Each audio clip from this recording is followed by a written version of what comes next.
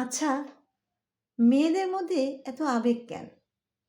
মেয়েরা দেখবেন বিয়ের আগে বখাটে ছেলের সাথে প্রেমে পড়ে যায়। যদি গার্জিয়ান, বাবা-মা, ভাই-বোন বলেও ছেলেটা তোমার জন্য ভালো না, যদি ভালো হতো তবে আমরা তোমাকে তার সাথেই বিয়ে দিতাম। মেয়েটা ভাবে সে এখন খারাপ হয়েছে তাতে কি হয়েছে? তাকে আমার প্রাণ উজাড় করা ভালোবাসা দিয়ে ঠিক করব।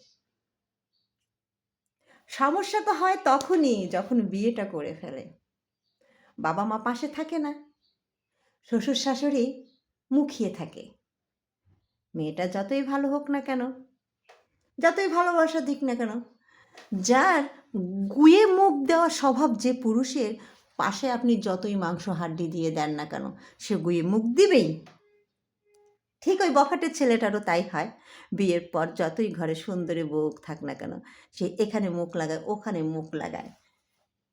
আর সারা জীবন স্যাক্রিফাইসই করে যায়।